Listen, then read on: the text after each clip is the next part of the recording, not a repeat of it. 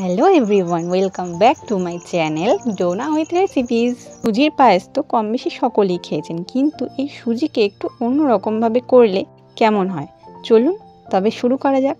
প্রথমেই আমি এখানে নিয়ে নিয়েছি 1 টেবিল স্পুন ঘি। ঘিটা গরম হয়ে গেলে সুজিটা দিয়ে দিতে হবে।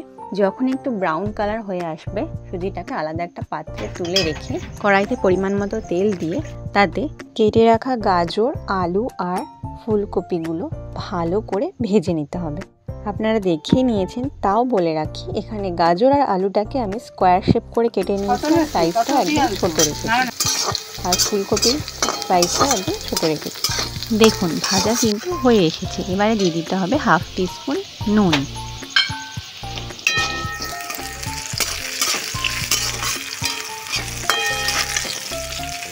ভাজা হয়ে গেলে আলাদা পাত্রে উঠিয়ে রাখতে হবে।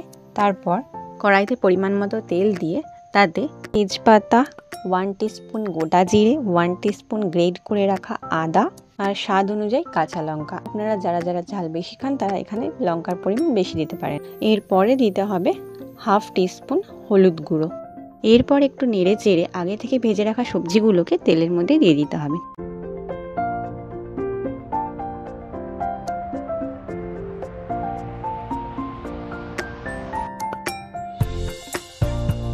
এরপরে দিতে হবে কিশমিশ।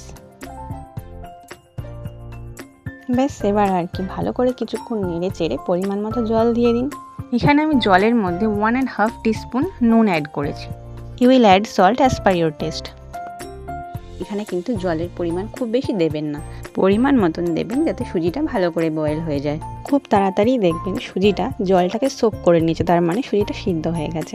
তারপর 1.5 টেবিল স্পুন চিনি দিয়ে দিতে হবে।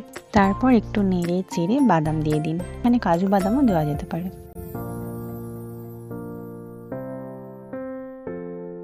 ব্যাস, এরপর একটু বাদামটাকে নেড়ে চেড়ে নামিয়ে ফেলুন।